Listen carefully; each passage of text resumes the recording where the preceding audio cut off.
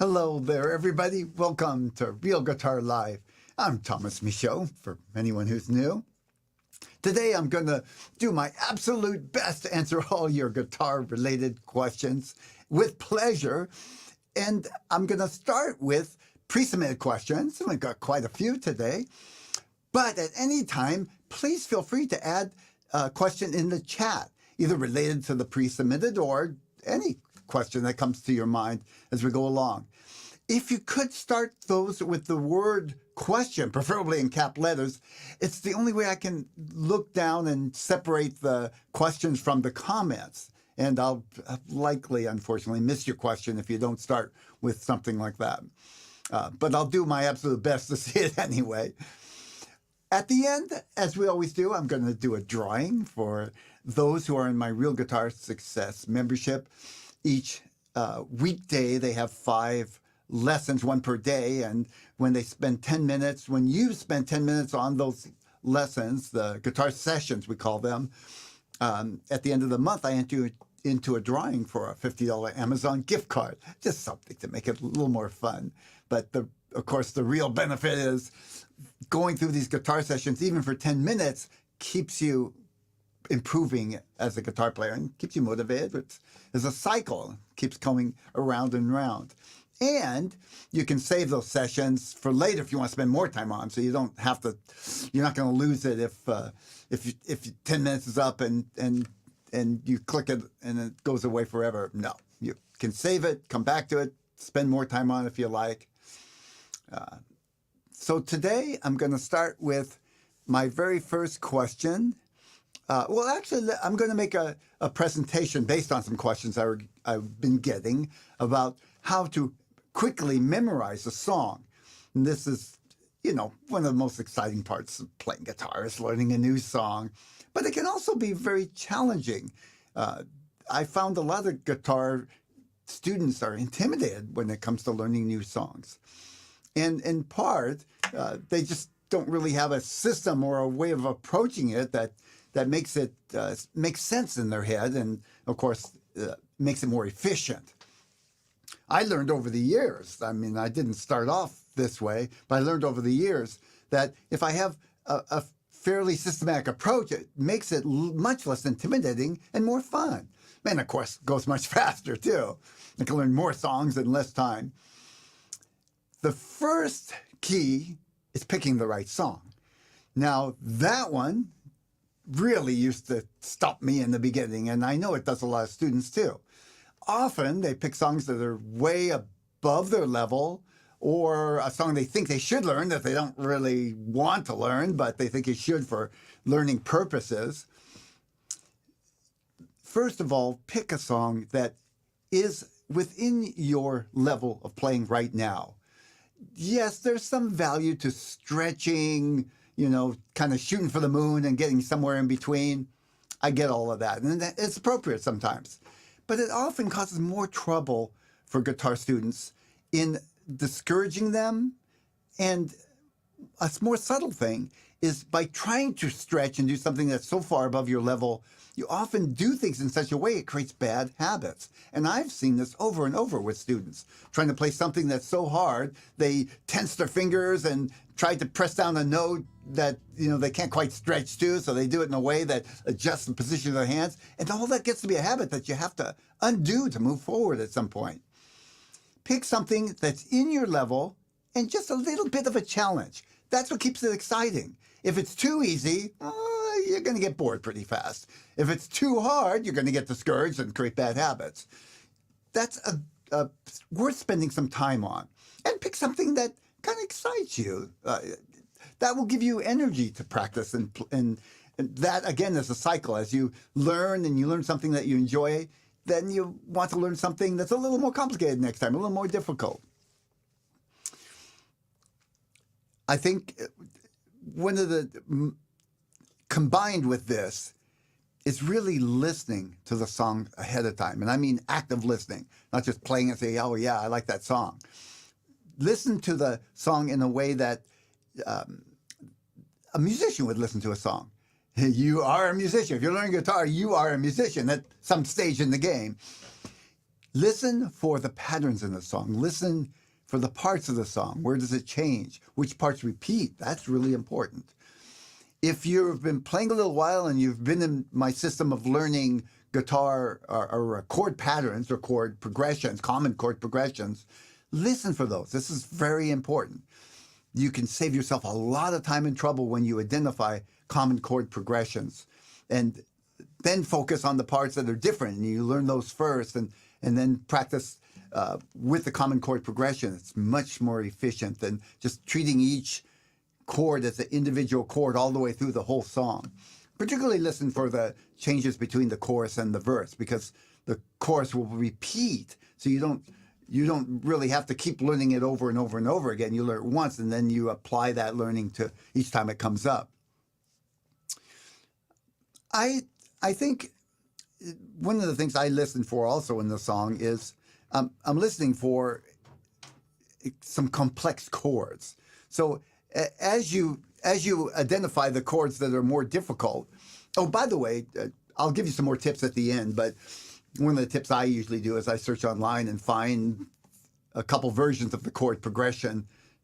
You know, there's many sites that have it now. And I get a couple versions because often they're not completely right. And that way, if I get 2 or 3 versions, I can kind of compare them. And when I listen to the song and look at the chords, I kind of get a sense of which one is more accurate. And maybe oftentimes I'll create my own sheet from those that is more accurate with what I hear. You may not be at that stage yet to be able to hear which one's more accurate or not. But if you got a couple choices, sometimes one will just have a chord that's easier to play and works for you and works in the song. So yeah, download the sheet, print it out, or put it on the screen. I put it in a Google Doc, and you have to move the chords around a little bit if you do that. If you print it out, that won't be an issue. So now you're going to identify the chords on the sheet and listening. I'd combine the two depending on how much ear training you've had. You might be better or worse at actually listening and hearing the chords. And then I'll just play through the chords. You want to figure out which chords are going to be easy and which are not. If the chords, you come to a chord that's hard, practice that ahead of time. Don't just try to play the song and you get the hard chord and fumble and then do the whole song again until you get the hard. Focus on the part that you need to spend some time on, and don't waste time on chords that are easy for you. Now, once you practice the chords that are difficult, if they're all difficult, there's a lot of them, that song's probably not the right song for you right yet. But if you want to pick something that has a chord or two that's maybe a little bit of a stretch, and then you spend some time on that. Then spend some time getting to and from that chord. The critical part of learning a song is the transitions from one chord to another, not the individual chords. Yes, practice the individual chord first, and then practice the transitions from in the chord to the next chord to the next chord. Start with just a couple. So let's say I'm going from, I'll just pick 2 chords, C to G. So I'd start just very slow, just practice transition. Then I'd pull out a metronome and have it make me change in time. So click, click. Here's the metronome.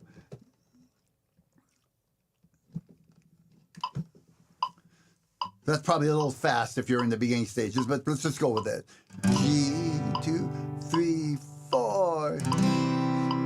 I'm strumming one chord. I'm giving myself plenty of time. Now I'm going to push that a little bit. I'm going to do 2. 1, 2, 3.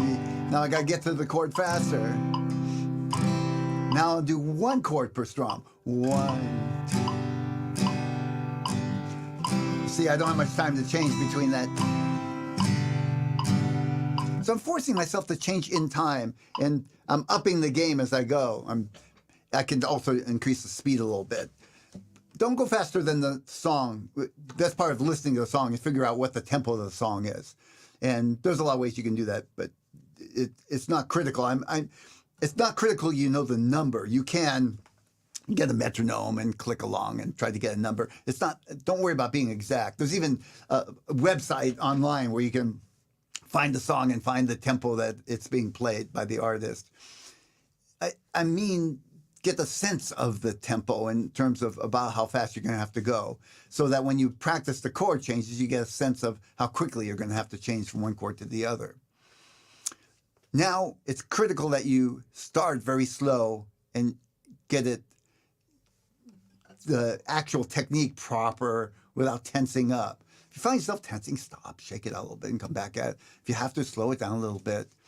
Get the transitions so you can change pretty much on time. Go for, pretty much 80% on time without fumbling and messing up. If you can't change the chords on time doing the exercise of this, you're really not ready to actually put it into a whole song. So you want to go step by step. Next comes the strumming pattern. So you can start with a very simple strumming pattern. I mean, just even one strum per chord. Then the next most common is some version of down, down, up. I suggest starting on the simpler side, depending on your skill level and how, what fits with the song. But you're looking for something that's simple, the simplest strum you can find that fits with the song. That's how I'll say it. But no simpler. The simplest song that fits with the song. The simplest strum. Because once you can, what we're going to do is play this chords and along with the song, then you can always increase the complexity of the strum afterwards and put it in. So you're increasing the difficulty level as you go up. And instead of trying to do everything all at once, complex strum, get the chord changes, and then everything falls apart and you get frustrated. So start with very simple. Practice even without the chords. Just try it with the song. This is what I do. See, just muffle. What's going to work with a song? That way you don't have to worry about the chord changes. Just get that out of the picture. Just find a groove that seems to work with the song. Again, as simple as you can, but still works. Go on YouTube and find the song. That way that's a quick, easy way to play the song and strum along with it. You can use a metronome and put the metronome on so that it seems like it's about the tempo of the song. Again, don't worry about the exact number. It's not important. But so it's clicking with the song. And that way, when you stop playing the song, you can play with just the metronome and slow it down. You can't always slow down the song, though I'll talk about that in a minute. That way you can slow down the metronome and get the chord change and keep building it up step by step. That's hard to do on YouTube. Now, that said, you can slow the song down on YouTube and other platforms, but I often use YouTube. Just go to the little gear icon. It's somewhere in the bottom corner, and you'll find speed changes, and you can slow down the song, all the way down to half the tempo, 3/4 tempo, something like that. It starts sounding a little garbled if you get really slow, but it's still worth slowing down a little and just to try to keep up with the song, even if it doesn't sound that great, and then speeding it up. It's fun playing along with the song, but it's a challenge too, so that's not the first thing that you do. And by slowing it down, it gives you a chance to get into it, and then you can speed it up. By the way, I found it helpful sometimes to use software that will slow down the song, and it'll sound better. Depending on what you're working on and how complex the song is, it's more of value than others. One of them is that I think every musician should have, every student should have. It's just called Audacity. It's free. It's recording software, but you can take a song, like an MP3 of the song, and put it in there and then slow it down. I use it all the time just for recording ideas or playing a rhythm and playing back with it. So that's why I say everybody should have it. And it doubles as a song slowdown, so you can play the song slower. Another software, which I've never used but is apparently very common, is called AnyTune. That's it. And it's it's on for Android and iPhone and all that. Audacity I use on my desktop, but I don't know if they have a phone version or iPad version. Okay, so let's see if I can kind of keep it organized here. We've talked about strumming, slowing down the song, then you can pick it up little by little. Now, here's another key. I'm not going to tell you to practice. You know that. But here's something a lot of people don't do, is just schedule regular times to practice, as opposed to practicing whenever you feel like it or whenever you get to it. And by making regular times, first of all, you creating a habit. I'm talking even just 10 minutes at a time, at a certain time of day. You're making it a habit, so it gets easier to practice. But it's easier to learn a song when you keep coming back at it at regular intervals. What really is hard is, and I've done it myself, so it's not blaming anybody, is you play a song, you really work at it, and then you let 3 days go by, and you're practically starting over when you come back to it again. Just keep coming back to it at regular intervals, a little at a time. It's much more efficient and works much better. And in general, it'll help you play guitar all the way around. Developing a habit, a routine, really it's night and day from just haphazardly practicing. And there are things you can do, to help with that.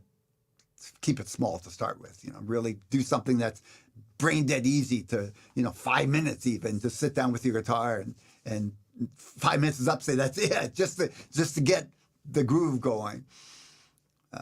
10 minutes, really, a lot of people seem to make regular, slow but steady progress to 10 minutes at a practice, but regular. Okay, so those are my thoughts on learning songs for now. Feel free to ask some questions if you think of it, but I'm going to give you some tips before I start answering the questions. Some just random tips about learning songs that I didn't quite include.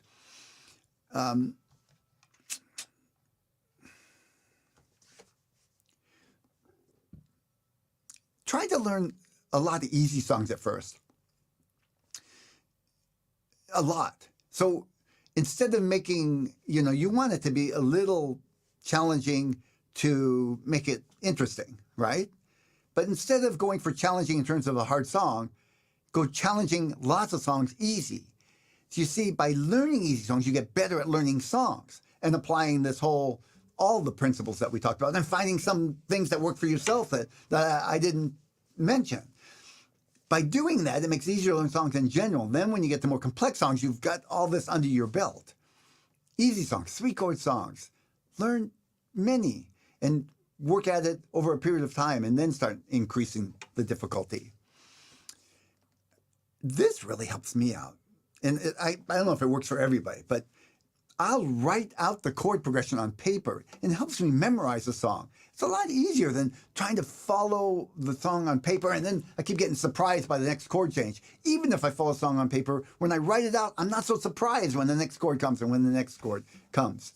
And I've done that in school when I was having to memorize something, like give a talk or something. I'd write it out several times. Give it a try and see if it works for you. Just write out the chord progression in any way that works for you. But if you look online, you'll see the ways other people write it out too. Now, really listen to the song more than you think you need to listen to. This is something that I've learned the hard way too. I would listen to a song once or twice and then start trying to figure out. Now, listen to it, half a dozen times, maybe even more, depending on the complexity and your level. Listen for the patterns of the song, and then go back and listen to something else. So try and find the groove the next time you listen to it. The next time, go back and just listen to the bass line. I know you're not going to play the bass, but it's a way of kind of challenging your mind to keep listening intently. Go for, at least a handful of times before you start trying to learn the song. Listen to it over and over. And you'll hear something new each time too. If you're doing this active listening thing, listen for the parts, listen for how the words fit with the chord changes. See if you can identify where that chord change is on which beat, just for fun. Don't make it a stressful thing. Say, what beat is that chord changing on? Is it right at the beginning of the measure, or is it in the middle of the measure? Again, look for the repeating patterns. This is so critical. Save you a lot of time and energy, and it'll help you memorize songs much easier. And the more you look for them and identify them, the easier it gets for you. It's like a skill. The more you start identifying repeating patterns, you start noticing them more often. Pick a place to learn a song that's reasonably distraction-free. I find it helpful sometimes to put on headphones and really listen to a song because I can block out outside noises easier. But it also alerts other people around that when I have my headphones on, I'm in my private space. When I don't have headphones on, my wife feels interrupting me as I'm available. Headphones on? No, it's a little different animal. But if you have, a room, you can close the door with speakers. I'm sure that works just as well. Again, this whole concept of starting slow and increasing the speed is a valuable learning skill all the way around. Now, sometimes it's a little challenging. I mean, to slow it down in a way so it sounds right. The chord progression, very slow. It doesn't always sound the same as it does quickly. But it's a valuable skill, slowing it down and speeding it up, and then sometimes slowing it down again, and finding between the two. The slowing down helps you with the mechanical, physical part, and the speeding up helps you with the hearing how it's supposed to sound properly. And I speed it up and kind of just beyond where I can actually play it, and then I'll slow it down again. That seems to work. Try not to get too frustrated. It takes a while. Be patient with yourself. And then regularly learn new songs. Make it a part of your practice routine. Just picking new songs that are appropriate for your level and doing it regularly. It's a skill. You get better at it the more you do it. Applying all these ideas, and again, you'll find some things that work for you that I didn't even mention. Okay, be patient. Keep coming back at it. If you feel like a song was a complete disaster, pick another song. Pick an easier one just to feel good about it and get it under your belt, then come back at it again. Just keep coming back at it. It works, really. But you are going to have ups and downs. There's just no way out. That's the nature of learning anything, but guitar in particular. Okay, now I'm going to take a quick peek at questions that are related to this. Then we'll go on to the pre-submitted questions. Let's see, anything related to learning songs?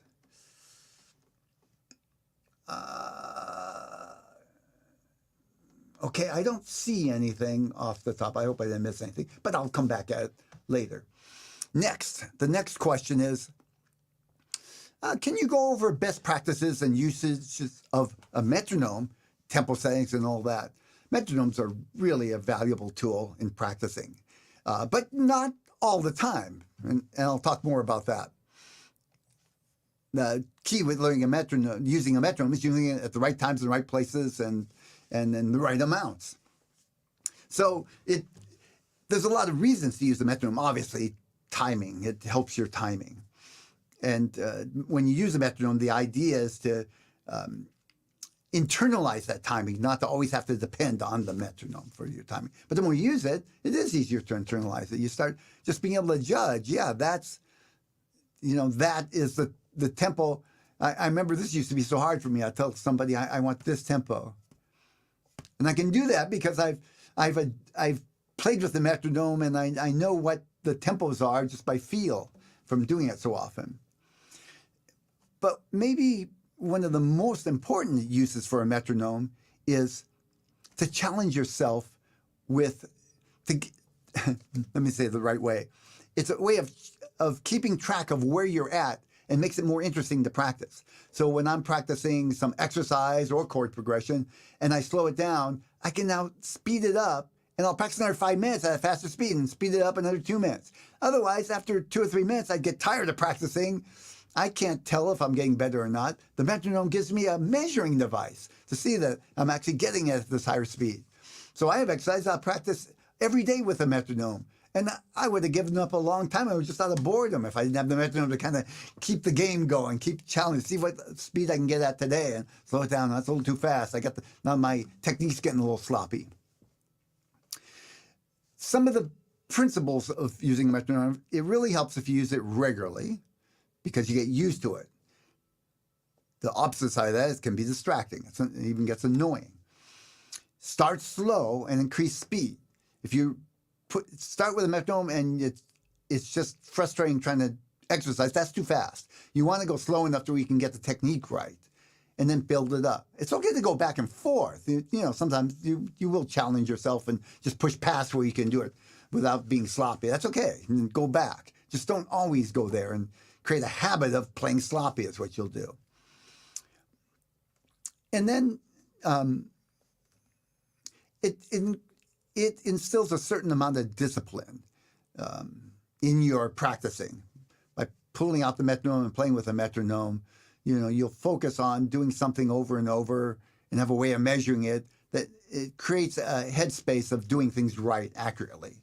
And I think that transfers into your playing in general. Now, there are different types of metronome. I'll just briefly talk about this. Of course, there's a mechanical, and nowadays there's a lot of software. I have a post that's kind of old now, but there's so much available online.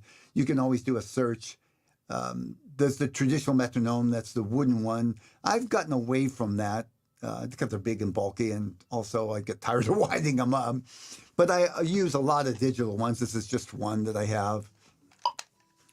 I like it because it's kind of loud.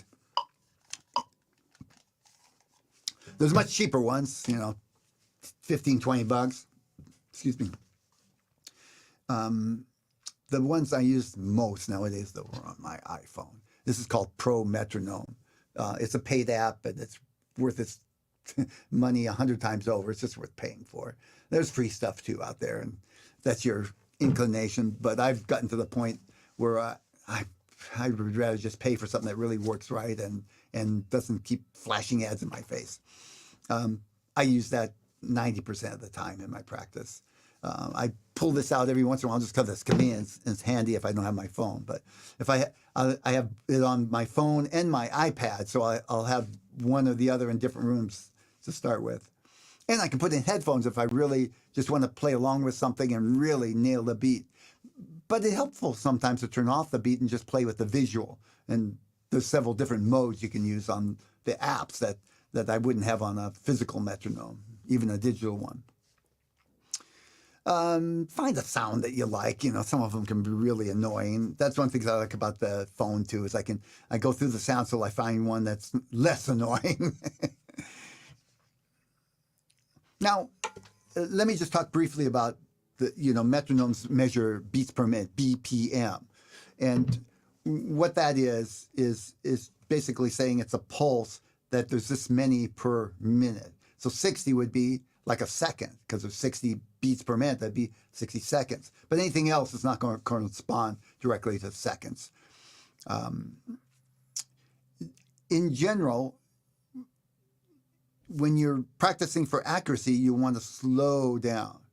And when you want to push your speed, that's where you push past where you can play accurately. Balance the two.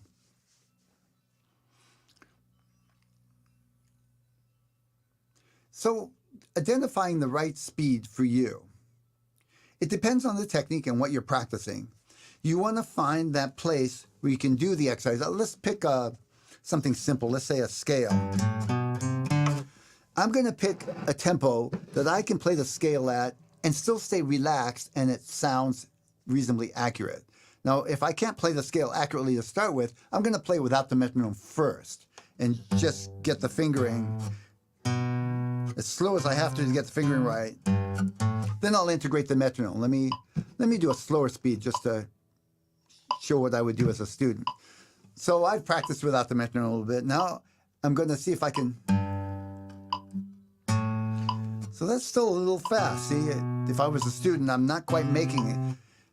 I'll give it a try, though. I'm getting used to the metronome. I'm feeling the beat. I'm going to slow it down just a little bit, make it a little easier.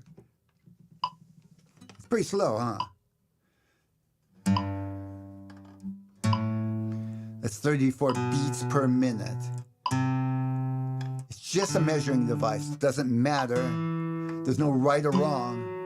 Okay, now that's pretty good. I'm relaxed. I'm getting it. I'm going to speed up. I often find when I first start, I have to go slower than usual, even the day before, because I'm warming up. I'm getting, my fingers are just starting to get into it. But after about 5 minutes, I can usually play I can speed it up a little faster. Depends on what I'm working on. Then I hit a wall. Now I got this going faster. Okay. So I could probably go a little faster than that and so on. Find that place where you're balancing between getting it accurately and pushing yourself. So you want a little bit of a challenge.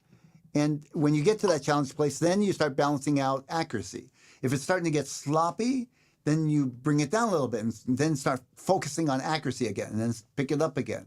And then look for that push of what'll get you the speed that you want for that exercise. Now, in this case of the scale, there's no one right BPM. Double that, triple that. If that's where I'm at, that's the right one for me. This or a little slower, if that's what it takes to play it accurately and you're keeping up without tensing your fingers too much, that's the right one. There is no right or wrong when you do an exercise. When it comes to a song, if you want to play the song so it sounds like the song, you want to get it close to the song, the original beats per minute.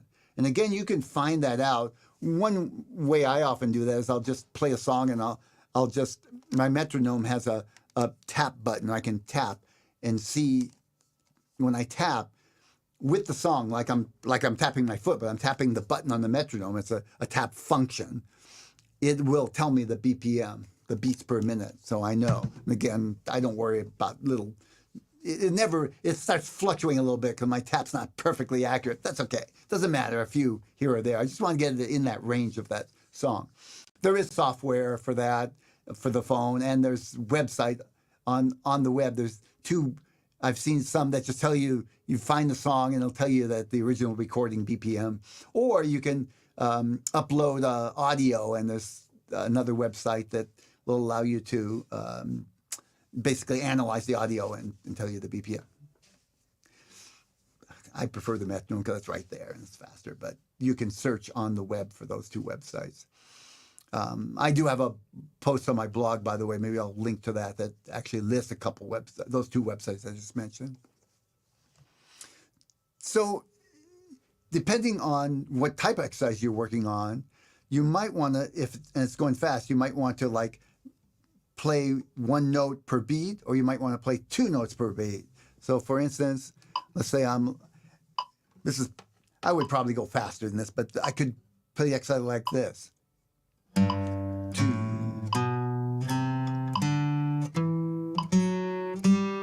Playing two notes per beat.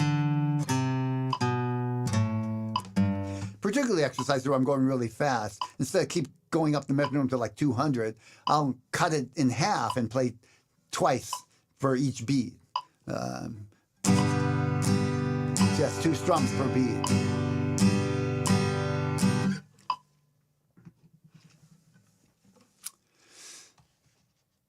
It's important to watch when you're playing scales that you're transitioning smoothly between the chords.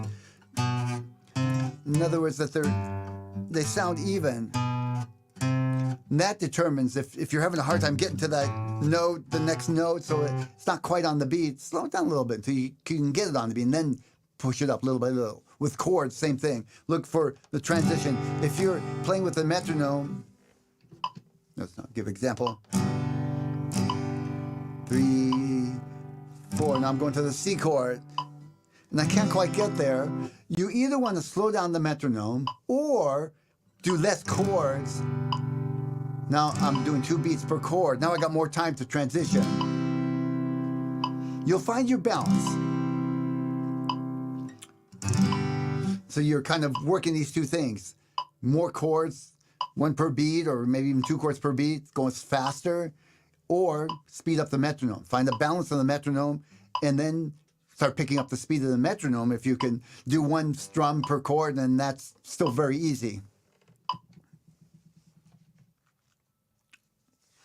So there's some challenges with the metronome. I mean, one of them, it kind of gets annoying. It can be distracting when you practice. And it feels like sometimes to me, I'm more a slave to the metronome than I am to creating the music.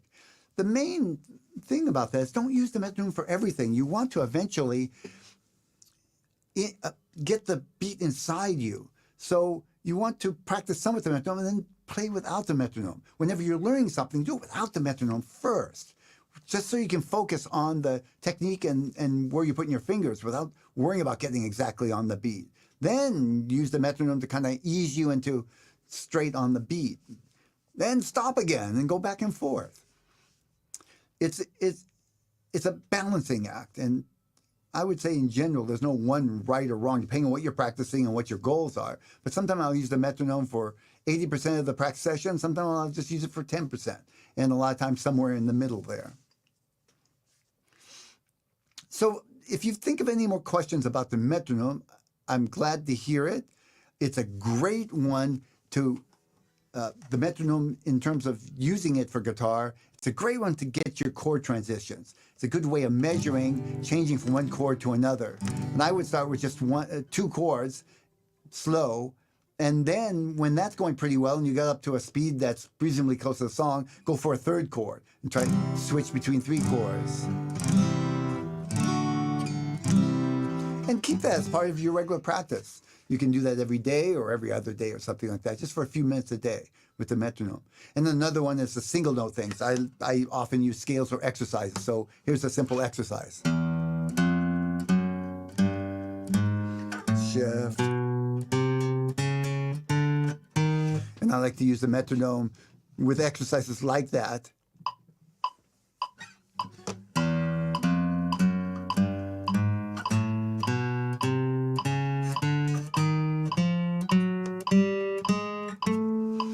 And measure my progress. I can remember if it's the exercise I'm working on regularly, I can remember from day to day. But if I'm only working on the exercise once or twice a week, I'll write it down because after 3 days to go by, I can't remember what speed I left off at. And again, I mentioned this, but when I go back 3 days later, I'm not going to start at the exact speed. I'm going to start a little slower and build up again because it takes me a little while to both warm up and get back to where I was 3 days ago. Think of any questions that I can answer about the metronome. I'm going to go on to some more questions, and I'll look over here to see if there's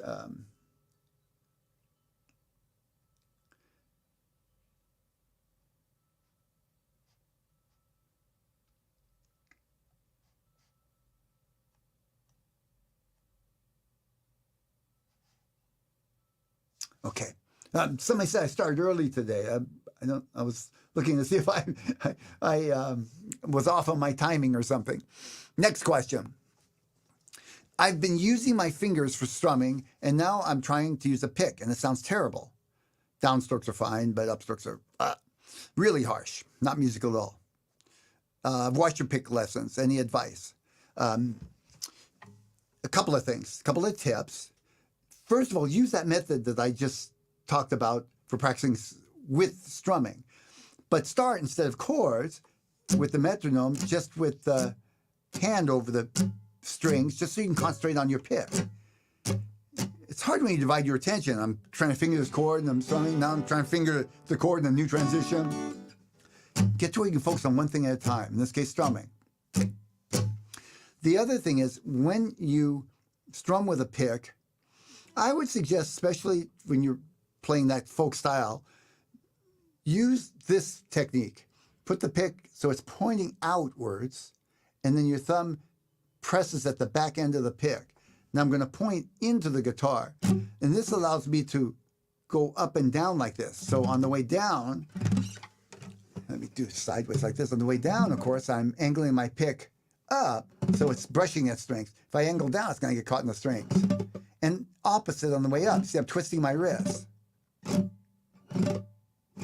This is not the only way to hold the pick, by the way. When I'm doing melodies, I often tighten up on the pick and hold it this way, because I can play faster melodies this way. This way, I can't really play quick melodies. Don't do that for strumming, though. Got my pick like this. I'm also pressing more in the back of the pick so that it wobbles a little bit. That gives me some flexibility. Now, you are going to have to go to a chord. Start with the one chord, because you need to hear what it sounds like. This will get you so far, but then practice with a chord and see how smooth it sounds. If it's harsh on the way up, you're either digging into the strings too much, you're not angling enough, probably some combination of this, but I'll just list them off, or you're not relaxed enough. Your hand, instead of going up, is tense. Pick should be angled down, relax, and brush on the out of the strings. So if the up strum is your problem, practice that for a while. That's a good practice. And do it with a metronome. Click, click, click. Here's a little more advanced version of that. Mute, mute, Now, and I'm focusing on getting it smooth up. Just do that a little at a time. Again, this is where that repetition, spaced repetition comes in handy. A little every day, 2 minutes. If 2 minutes is long, 1 minute, really. 1 minute, start there. Just create a habit of, and then try a different chord just for fun. You get bored doing the same thing over, huh? And try a different chord.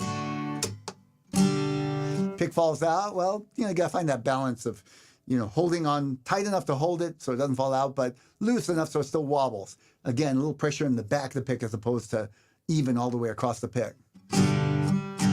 I use I have a little rubber thing on the pick here. It helps that grab a little better.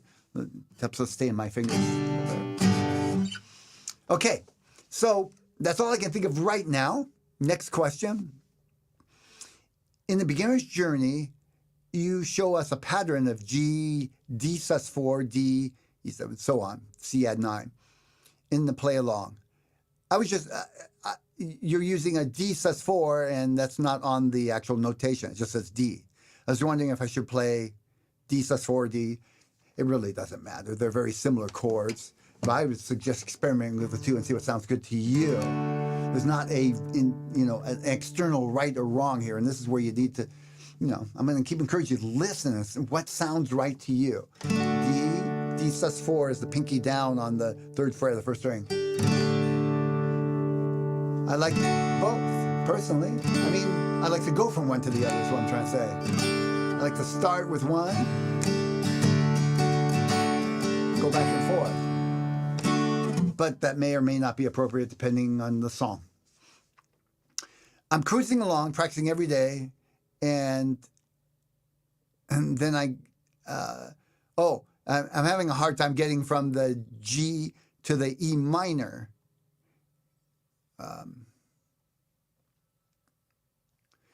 I usually form a 4-finger G, so I'm trying it jumble, getting to the E minor, then the C, and then the D.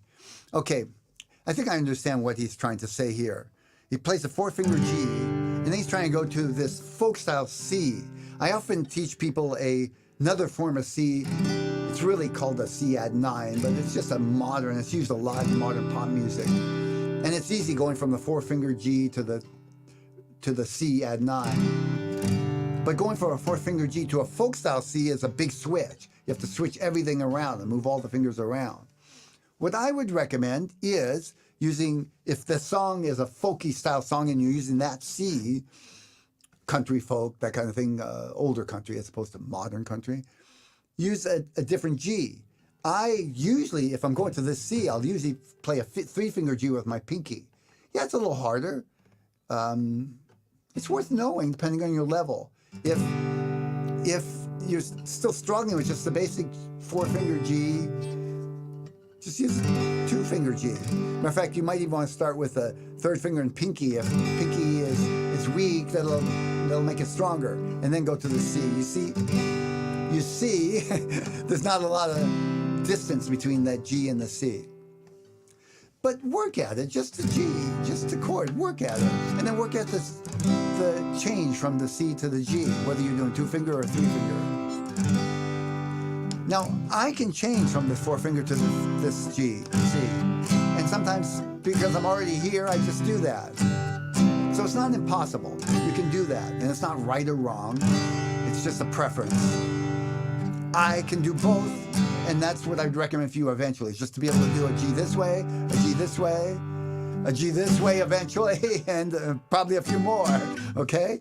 Don't get stuck on doing a chord just one way forever. That's not the way it is. I get that occasionally. You taught me this way and somebody else said this way. Which way is it? No, they're both right. G. This can go to E minor easily, 2-finger. But if I'm here, I'll often do E minor this way with these 2 fingers because it's closer. I can't do it this way. It's okay. I prefer this way. Up to you. Practice one way for a while and get used to it. But decide. I don't have to tell you the right way. Practice a way that works for you, but do it enough times to where you get good at it and then add to that. Don't try and do 3 different ways constantly. You'll get frustrated because you can't do any three ways properly or quickly enough, I should say. So here's how I would finger, the easiest way to finger that progression. G to E minor. Yeah, I could do a two finger. To C, to D. It's a common progression, so it's worth practicing it. If I were doing it this way, yeah, still do the E minor that way. C, that's not too bad, and D. So going from here to E minor, that's not a big change, and I'm going to C. Going from here to C, it's a bit of a change.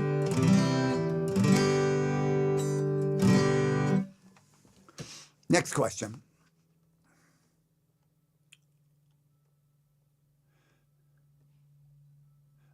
Since I'm learning how to use a pick, I've been using ones that are sent to me when I first joined many moons ago. I've noticed they bend, like they seem flimsy now. So I was thinking to check out thicker picks, I guess I was saying, a 0.6 or 60 millimeter turtle orange ones. What do you recommend? So what turtle orange ones are, they're a brand of pick. I think Dunlop makes them. Tortoise shell picks. They're meant to imitate the tortoise shell, which is illegal now to use in picks. Used to use them. They're plastic. They're a type of plastic. And 60 millimeters is the thickness of the pick. I would recommend you stick with the picks I sent you. That's a simplification. You can actually, I'd recommend you get the 60 millimeter and try them out and see what you think, because the information's helpful. But when you're strumming and playing in general, a thinner, flimsy pick is going to help you play smoother. Thicker pick is going to be harder to strum with.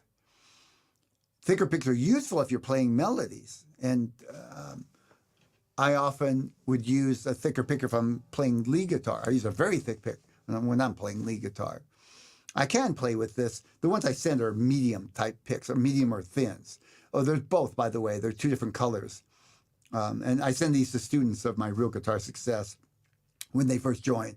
The one's a medium, one's a thin. I'd probably say if you're just starting out, the thin is fine, but I often have students go to medium fairly quickly. That's a good place to be, kind of a general all-around pick. You can play melodies, bass lines. Hard to do that with a thin pick because it is so flimsy. It's hard to play a good solid bass note. These are mediums. I'm using a medium. That's one of the picks. The blue one is medium. I think the black one is thin, but the blue ones are medium. They don't say on them, I don't think so. Yeah, you have to go by the color. Blue for medium. So yes, use the blue ones that I gave you, not the black ones, if you want the thicker pick.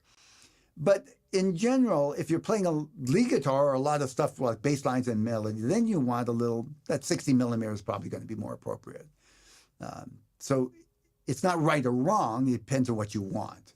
And in this case, I know Rogelio probably, I think this blue medium pick is going to be the right pick for you. But more importantly, it's experiment and find out for yourself. And by the way, the turtle picks come in all different thicknesses, so you can try, if that's too thick, go a little thinner, or if it's just right, or you want something a little thicker, you can go a little heavier. They got more variety. With this type of pick, we call it celluloid. It's from the original Fender pick was made of celluloid. Now there's billions of brands and no brands. It's just a different type of plastic. They come in usually just thin, medium, and heavy, whereas those Tortex come in more divisions. I've been learning finally the key A, B, C, etc.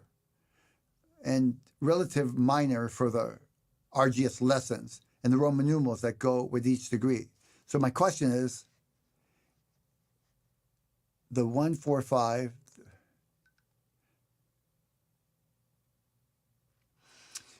I don't understand that question. He's listed out some numbers, etc., come from for the chord progression. If you're on the call, Rogelio, could you ask that another way or clarify that? I would love to answer it, but I don't know where to start. I don't know what the question is there. Something to do with Roman numerals, okay? I'll keep looking, see if you're on the call and see if I can answer that bet. I don't even have a place to guess at what you're saying. Okay, 3. Our next question. On the topic of keys, how do we find those keys? Scale up the neck like towards the body? Do we have lessons on how to do that? I think it's part of soloing improvisation, but I would like some clarification. Okay, I'm going to just pick out of this, how do we find keys? Those keys. So, how do you find the key of a song? Here's a short version. I have a whole blog post that I'll link to in the show notes on how to do this. In a blog post, a whole lesson, video lesson. I'll first listen to the song and try to find the note that sounds like home. And I usually just start on my 6th string. So let's say I'm hearing a song and I'm going, and that sounds like home. That sounds like when I play this, it kind of fits with all the chords that are going along and works. So I'll say that's the home. I know that note because I know all the names of the notes, and I hope you do, on the 6th string. If you don't, it's worth learning for a lot of reasons, but that's one. So that's open E, F, G. I'm just going by the musical alphabet, A, B, C, D, E, F, G, and there's a half step between B and C and E and F, and whole 2 frets between all the others. E, half step, F, G, that's A. So I'm in the key of A, but I don't know if it's minor or major. So I'll play an A major scale with the song, and I'll play A minor scale and see which one sounds right. If the major sounds right, which is kind of a happy sound, uplifting, it's a major key. A major is the key. If this one sounds right, it's more sad. If that sounds right, the scale I play with and sounds like it goes with the song, it's a minor key. Now it's A minor. That's abbreviated version. Again, I go into more detail in that video, and I'll link to that in the show notes. Can you please explain the difference between melody and harmony? Melody is single notes. Harmony is 2 notes played together. So here would be a melody.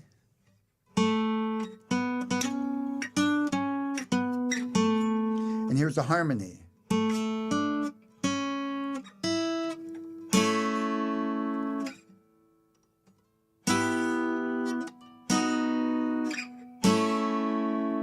Chords are harmony because you're playing several notes together. Lead guitar is a kind of a melody. It's not always very melodic, but we could still categorize it as melody. Do we have lessons on learning the diatonic in a key? Okay. I'm not sure what you're asking there, Rogelio, and if you're on the call, you could help me out. Diatonic means the notes are in the key. So if I'm in the key of A major, and I play the A major scale, all the notes in that scale are diatonic to the key of A major. If I play, right, that's A, B, and I play A sharp, that's not diatonic to the key of A major. It might be diatonic to another key, it is, but it's not diatonic to the key A major because it doesn't naturally fall in the notes in the scale of the key of A major. Now if I were playing A minor, and I played this note, that's A, B, C, natural, that would be diatonic to the key of A minor. It's not to the key of A major, because in A major, the C is sharp. So it's not diatonic to the key of A major. That might answer your question. I hope it helps. Okay, next question.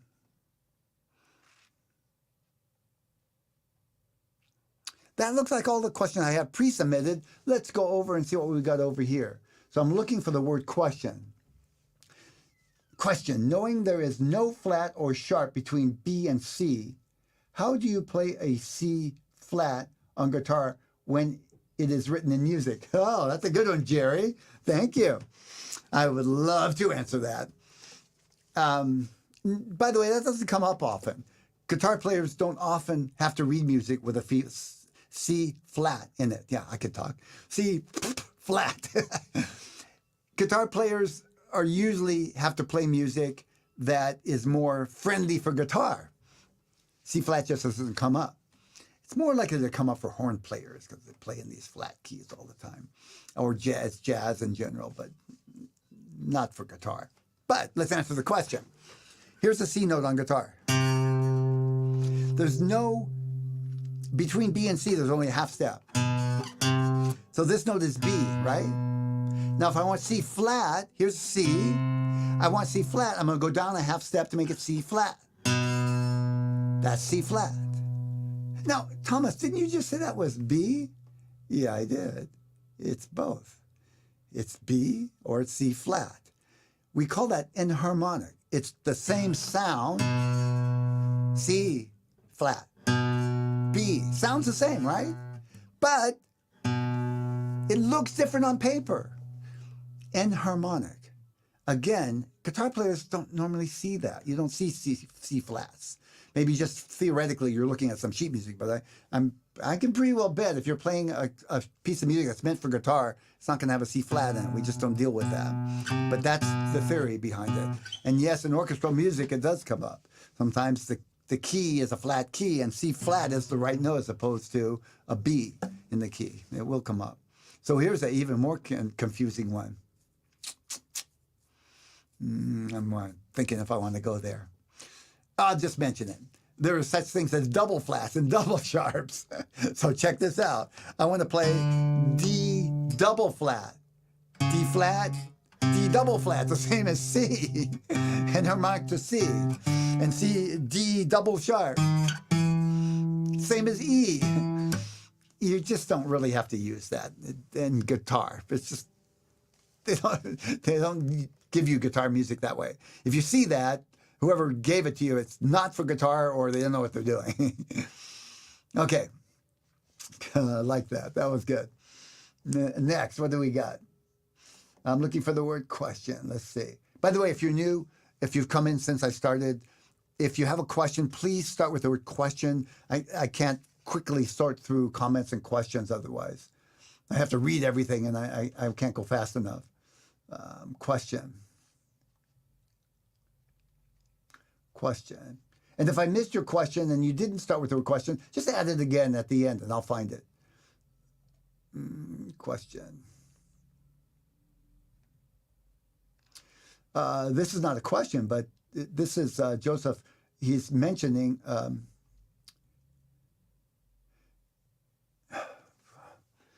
yeah, it is Joseph. The song Lying Eyes by the Eagles. And not only Lying Eyes. He's saying he plays the G and then goes to a C.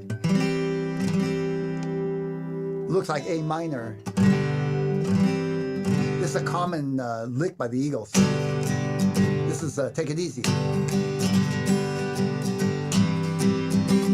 See, I'm making the C with these two fingers, and the G, I'm left the pinky and the third finger. This is actually a good reason to learn the G this way, because this is a great lick to have under your belt. Not just for Eagle songs, but that's where there's a bunch of Eagle songs that use it. Lying Eyes, Tequila Sunrise.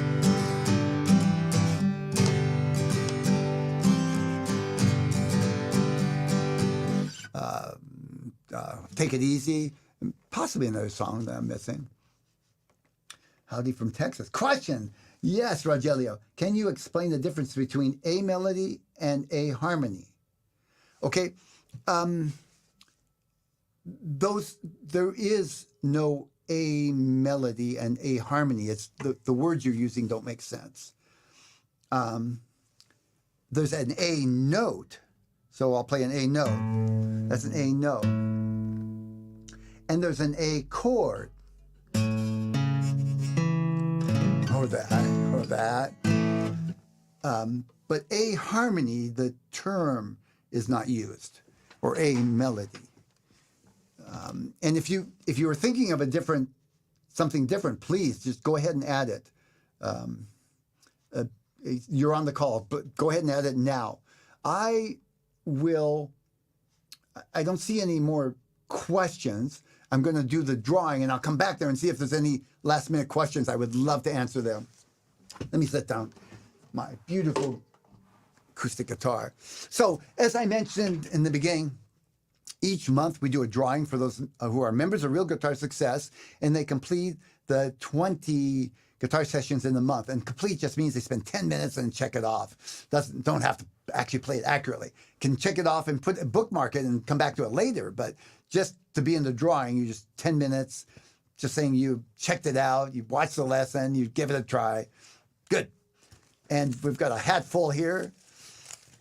Unfortunately, as the tickets are getting smaller and smaller, I might have to get bigger glasses. Let's see. The winner this week is Paul. Paul, you are the winner, and I will send you an Amazon gift card.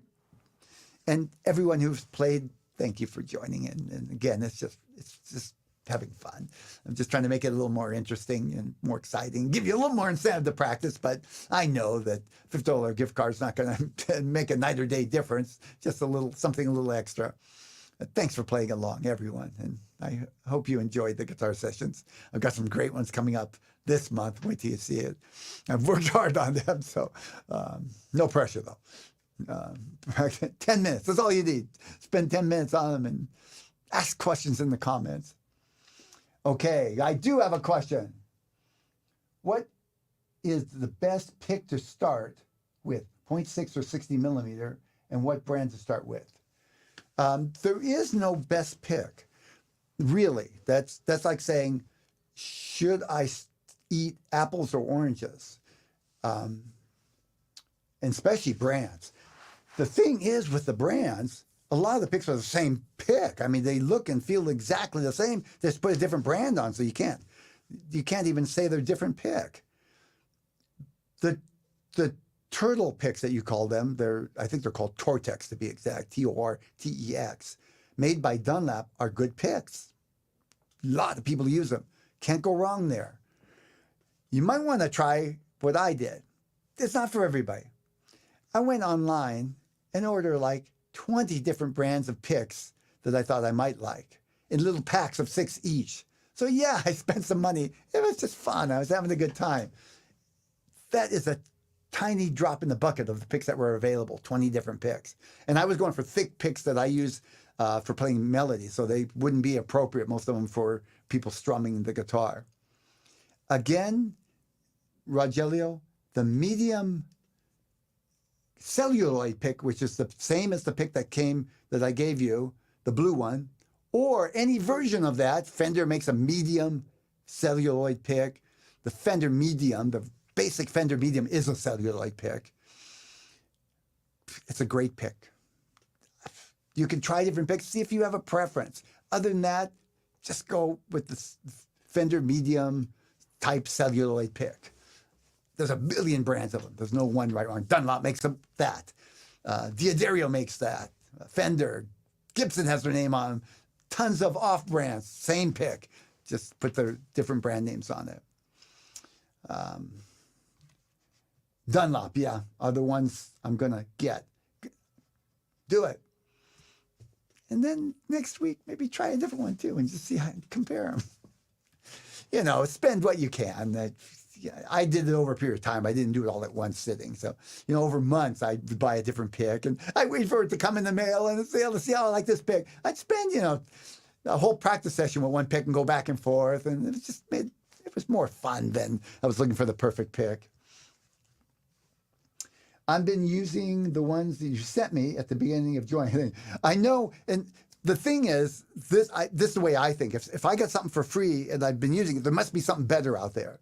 So I don't blame you for looking for another pick. And you'll never know if you don't try some different picks. But there is not some ostensibly reason that the picks I gave you are just, you know, worse or better than those other picks. You might have a different preference. Thanks for bringing that up. That was great. Let's see. Oh, I forgot to mention, D'Addario and Dunlop, and I think a lot of the brands, have variety packs. So you can try, like you can buy one pack of a variety of 6 or 7. I have some. Let me see.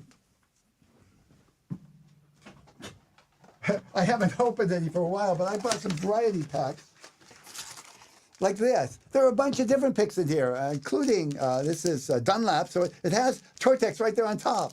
That's a 60 millimeter. It's in a pack. But see, if you get something like this, let me just get closer. No, that don't work, huh? It just gets fuzzy. It's Dunlap variety pack. It's a light medium variety pack. They have heavy. I didn't want heavy. Light or medium. And it has light and medium picks. So I think there's 6, no, maybe more, maybe 8, 12 picks in there. You can try a bunch without doing like I did, buy 6 of different picks 20 times. Yeah, that's a great way to go. I'll have to put that in the show notes too for other people. Oh, thank you, Tapicha. And Rogelio's asking, do we have any lessons on the diatonic? Again, that question doesn't quite make sense. The lesson I would give you on diatonic is what I just gave. If I were to say, tell me about diatonic. Basically, it just means that the note is within that scale. There's no lessons to give. Now, if you're asking, is there lessons on different scales? Yes, and I have other things to say about that. I don't really recommend just learning scale after scale after scale. Learn a scale and use it in some fashion. And that's how I try to organize the lesson. So when I do teach a scale, I give you some way of using it and getting used to it, not just throwing out random scales. But as musicians, we would never say, give me a lesson on diatonic. If you could say what you're asking another way, maybe it's just the words. You're trying to ask a different thing, and then feel free. Jerry's asking, is 60 medium and 70 large? No. It's talking about picks, I'm sorry. Jerry's asking about, is 0.60 a medium pick and is 0.70 a large pick? They don't use the word large for one thing. I mean, they do, but it has to do with size, not thickness. Large might be a bigger pick, and then there are jazz picks are often smaller. I have a bunch of jazz picks. These are all kind of these are jazz picks. I don't know if you can tell the size. They're smaller, but they're thick.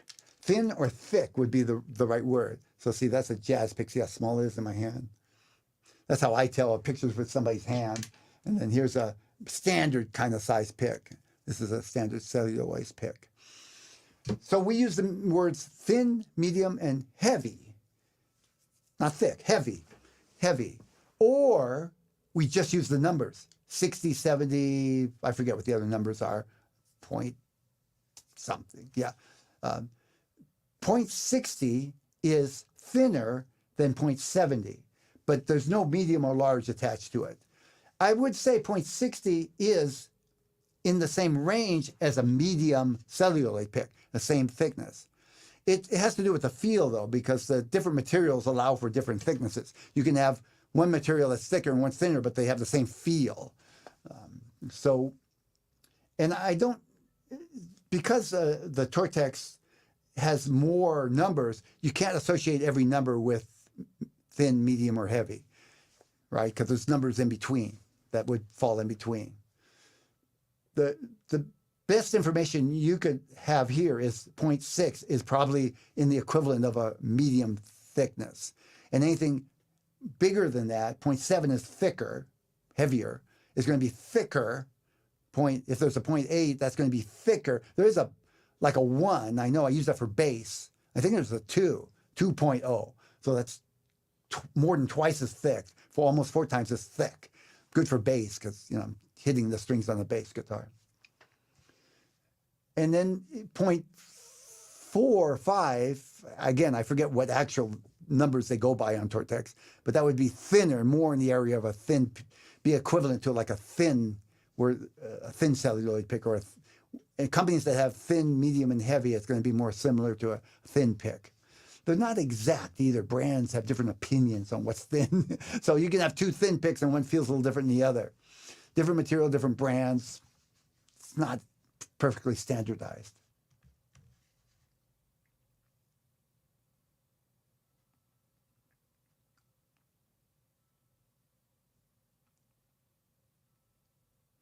Okay. I think I've answered.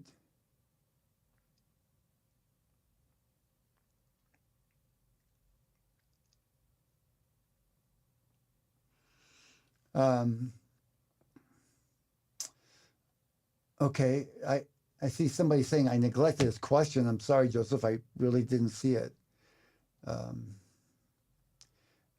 and uh, and I did answer one of your questions. No, I don't know if it's a question. Yeah, if you could start with the word question, otherwise I have to read through all the text, and I don't have time for that in a live show. Um, but if you put the word question at the beginning there, I'll know it's a question, and if I don't understand it, I can ask, to clarify. That's all we have time for today. Thank you so much for joining me. It's been a pleasure. And I look forward to seeing you next month, first Thursday of every month. We'll do Real Guitar Live. You can always submit your questions ahead of time. It gives me a chance to, of course, I'll answer them first, but sometimes I'll do some research and do a little more in-depth, get some information outside of my regular knowledge and put them together and give you a little better answer. In any case, have a wonderful day, and I hope to see you again soon. Bye for now.